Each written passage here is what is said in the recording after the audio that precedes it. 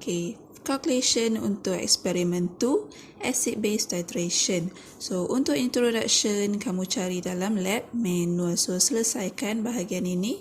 So, untuk part A, preparation of standard oxalic acid solution. So, standard oxalic acid solution, kita timbang dahulu mass of hydrated oxalic acid. So, near to 3 gram. So, 3.0005 ini adalah contoh. Okay, so pakai exact mass yang kamu timbang. So, hydrated oxalic acid, formula dia adalah H2CO4.2H2O. So, meaning that molar mass kamu akan include plus dengan dot ni, meaning that kamu plus dengan 2 mole of H2O. Okay, so mula-mula kamu perlu kira mole of hydrated oxalic acid. So, caranya kamu bahagilah mass 3.005 gram. Ini mass contoh.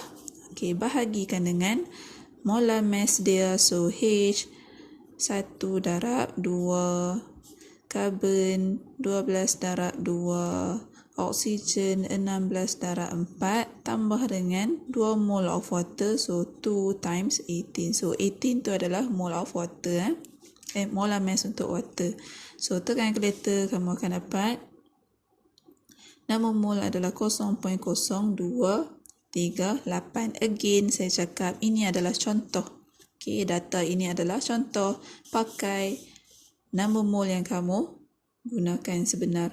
Okay, so and then molarity of oxalic acid, contoh calculation. So, number mole, molarity adalah number mole bahagi dengan volume.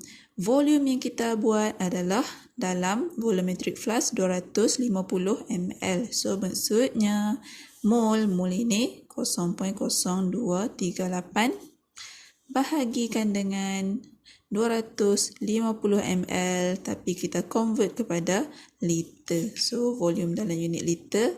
So, this one kamu dapat 0.095 molar. So, from my data, this is the molarity. Okay, itu molarity untuk oxalic acid yang saya dapat. And then next kamu buat titration dengan NaOH. Okay, so part B, standardization of 0.2 molar NaOH, maksudnya 0.2 ini bukanlah molarity yang sebenar. Kita nak cari 3 significant figure punya molarity. Okay, so awak buat titration and then awak dapat gross, first titration, second titration, third titration. So, kita pakai 3 sahaja value. So, ambillah mana-mana. Jika salah satu rosak, kamu boleh pakai 3 lagi. Okay, tak kisah gross 1, 2 ataupun selalunya kita akan ambil 1, 2, 3 sebab gross ni selalunya bacaan kasar. Okay, so bacaan pertama, first, 2, 3. Okay, 1, 2, 3 total. Divide by 3, kita dapatkan average. So, this is the average. Ada yang dapat 2 je bacaan, nak buat macam mana? So, kamu bahagilah dengan 2, total 2 bahagi 2. Kalau kamu dapat 2 sahaja, tak sempat nak buat titration penuh. Okay, kalau dapat semua full, ambil yang terbaik 3. Okay, bahagi 3. So, this volume kita nak pakai untuk calculation. Mula-mula kamu kena balancekan dulu equation. So, H2C2O4 react dengan NaOH. So, ni titration yang kamu buat. Produce Na2 C2O4. So, balance the equation. Equation kamu boleh dapat direct daripada lab manual. Dah disediakan equation dia. And then, formula untuk titration adalah MA/VA over MB VB equal to stoichiometry. So, di mana A adalah acid. So, this is my A. Ini adalah base. So, this is my B. So, A kamu stoichiometry 1. B kamu stoichiometry 2. So, masukkanlah molarity untuk acid dengan volume untuk acid yang kamu gunakan untuk sekali titration. Okay, so molarity acid kamu dah kira yang first tadi. Yang pertama, part A 0.095 molar. And then, volume sekali titration kamu pipet 25 ml. So 25 sahajalah. Sebab ini pun average ni. Okey, 3 kali titrate bahagi dengan 3. So sekali titration 25.47. So divide with molarity of base yang kita nak standardkan, tak tahu. Yang kamu tahu dia adalah 0.2 tapi ini bukan molarity sebenar.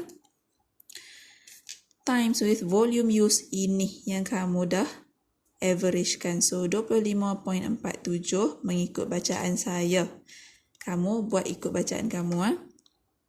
Equal to 1/2 and then tekan calculator, kamu akan dapat MB sama dengan molarity of NaOH. Kan kita letkan B tu sebagai NaOH, so letaklah ending dia. Molarity untuk NaOH adalah 0.186 molar. So ini yang dibundarkan jadi 0.2 tu. So saya nak dia kembali ke 3 significant figure. So itu yang kita bercakap standardization. Okay. So kamu punya value pun tak lari banyak daripada ini. So 19 something pun boleh diterima. Okay. And then kita move on part C. So part C, kamu buat titration daripada NaOH dengan HCl. So NaOH kita akan pakai molarity yang kita dah standardkan tadi. Dan sekarang kita nak cari molarity untuk HCl. So sama juga, kamu buat 4 kali titration, gross 1, 2, 3. And then kita averagekan 3 sahaja. So ambil yang mana yang terbaik, 3. Tambah-tambah, bahagikan dengan 3. Dan kamu akan dapat volume use. So average. Lepas tu, sama macam tadi, kita akan buat equation HCl plus dengan NaOH produce NaCl plus H2O. So ini dah balance. Kalau kamu cuba untuk balance lagi dah tak boleh. So ini adalah A saya, ini adalah B. Formula yang sama, MAVA over MBVB. Sekarang stoichiometry kamu 1 over 1 juga. Okay, so masukkanlah MA, saya tak tahu. Itu yang kita nak cari. VA, kamu pipet 25 ml untuk sekali titration, so 25 lah. Over MB, kita pakai yang kamu dah standardize tadi, 0.186. Dan volume use, kita akan pakai yang kamu dah averagekan, 23.42 ml. Okey, dan ratio kamu 1:1. In the end, kamu akan dapat molarity of acid ataupun molarity of HCl equal to 0.174 molar ataupun lebih kurang. Okey, so itu sahaja caranya calculation dan seterusnya. Discussion kamu boleh cari sendiri. So, conclusion, molarity of NaOH is, ambil balik apa yang kamu calculate tadi, 0.186 molar. The molarity of HCl adalah 0.174 molar. So, siap.